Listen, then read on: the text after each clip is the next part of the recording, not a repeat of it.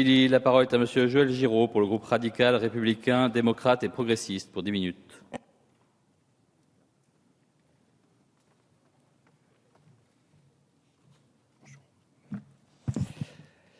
Monsieur le Président, Madame la Ministre, Monsieur le rapporteur, mes chers collègues,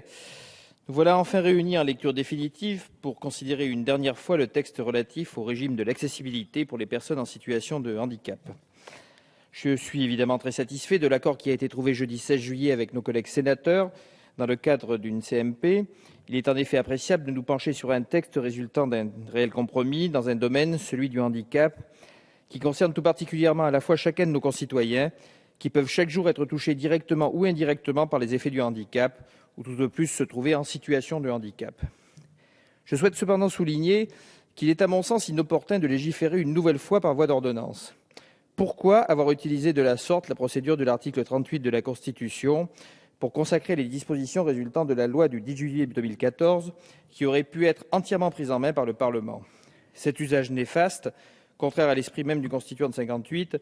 qui considérait l'emploi des ordonnances comme limité à un cadre strictement exceptionnel, participe à une nouvelle dépossession des prérogatives naturelles du Parlement.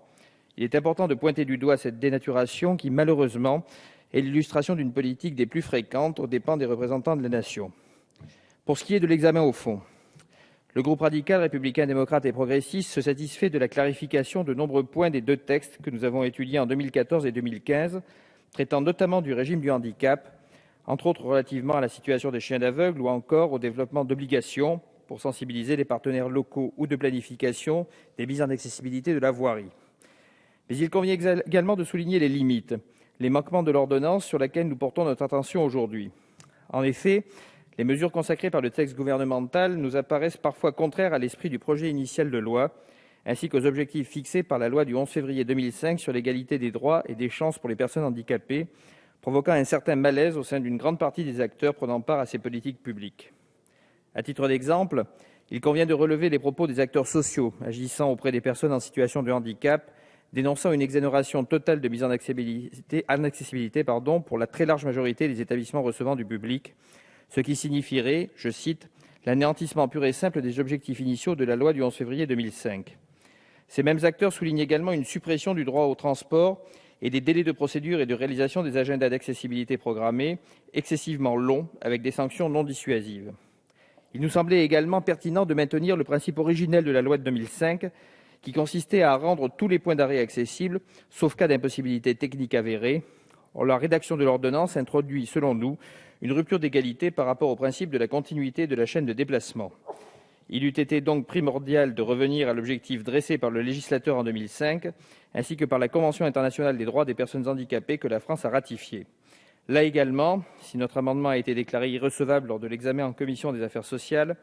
il eût été essentiel de trouver des solutions afin d'allier des questions de coût tout en conservant dans l'esprit le principe selon lequel chacun doit être traité de façon équitable dans l'utilisation des transports, entre autres. Comment ne pas regretter ce constat alors que ce texte est la réponse tant attendue que l'État est censé offrir aux nombreuses problématiques relatives au handicap ? Une grande attente, nous le savons, accompagnait en effet le projet de loi de juillet 2014, d'abord celui qui nous intéresse aujourd'hui, ensuite pour mettre fin à une situation accablante dans laquelle de nombreuses personnes handicapées doivent chaque jour affronter des problèmes d'accessibilité indignes de notre pays. En effet, je sais que vous connaissez ces chiffres, Madame la Ministre, mais les citer ne fera pas de mal. Selon des sources de l'Association des paralysés de France, seuls 15% des établissements recueillant du public étaient aux normes légales ou conventionnelles en 2014, tout comme 38% des villes de plus de 50 000 habitants. Ayant toutefois l'honnêteté de souligner l'implication forte des collectivités territoriales dans l'amélioration des mesures relatives à l'accessibilité pour les personnes en situation de handicap depuis plusieurs années. Dès lors, si le droit positif a depuis des décennies nettement progressé, avec entre autres les lois de 1975 et de 2005, déjà évoquées précédemment, qui fixent ce cadre juridique de l'action étatique face au handicap et qui garantissent aussi le principe d'une meilleure accessibilité pour l'ensemble des personnes en situation de handicap dans les limites du territoire national, il convenait à travers ces différents textes de corriger les différents manquements concrets, pratiques, qui sont ceux des pouvoirs publics dans ce domaine et que je viens de dénoncer. Il apparaissait donc primordial d'agir, de réformer plus radicalement, plus profondément, au nom de l'égalité républicaine qui nous est si chère à nous, radicaux de gauche. Le handicap ne doit plus, à plus forte raison, être assimilé à un facteur d'exclusion. La prise en charge des différentes problématiques qui en résultent ne doit pas être considérée comme une dépense supplémentaire, mais comme une action juste et nécessaire par une politique pleine et achevée en ce domaine. Le législateur doit montrer qu'il sert l'intérêt général, c'est-à-dire non pas le seul intérêt de la majorité de nos citoyens qui ne souffrent pas directement ou indirectement du handicap, mais aussi l'intérêt d'une minorité, celle des personnes en situation de handicap et leurs proches. La politique du handicap doit, pour être exhaustive, être la plus large possible. Il convient, comme l'avait dit et souligné ma collègue Dominique Orliac, de nous consacrer aux personnes en situation de handicap sans, par un abus de langage, nous limiter aux handicapés. Cette appellation plus générale, plus large, doit être consacrée non pas pour défendre de politiquement correct, mais pour permettre la protection d'un public beaucoup plus large, par exemple les femmes enceintes ou des personnes blessées qui sont, eux, temporairement en situation de handicap. Ainsi, vous l'aurez compris, nous déplorons que ce texte n'aboutisse pas aux avancées escomptées. Il est temps, alors que de réels progrès autour de ces problématiques sont attendus depuis des décennies, de se donner aujourd'hui les moyens de nos responsabilités. Nous connaissons cependant, Madame la Ministre, l'attachement que vous donnez à ce dossier, et nous ne dirigeons pas nos critiques contre ni votre personne, ni l'initiative de la réforme, qui est bien évidemment tout à fait souhaitable. En effet, l'essentiel du travail reste à faire, et il ne s'agit pas, pour reprendre les mots de Churchill, du commencement de la fin de nos efforts, mais bien de la fin du commencement. Mais ce projet de loi représente tout de même une avancée non négligeable mais insuffisante, surtout dans un pays où l'aide spontanée n'est pas la règle commune et où la prise en charge par les opérateurs de transport, notamment ferroviaires, est une abomination. J'ai, Madame la Ministre, jusqu'à un passé très récent, fait partie de ces anonymes qui assistaient jour après jour et nuit après nuit une personne handicapée. Je ne voyageais plus avec elle qu'en Italie, où 80 des personnes vous apportent spontanément leur aide et où il suffit, quand votre correspondance est ratée, d'appeler, quelle que soit l'heure ou le jour, un numéro vert pour qu'en quelques minutes, une solution soit trouvée. C'est un autre regard, plus tourné vers les autres, signe d'une société qui sait où sont ses repères, même dans la tourmente.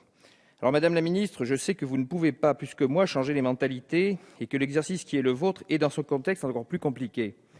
Nous sommes face au paradoxe d'une société qui rejette d'un côté la surréglementation, la surnormalisation, et qui pour autant oblige le législateur à édicter des règles, car elle a perdu le sens commun des solidarités, des équilibres, et quelquefois le sens commun tout court.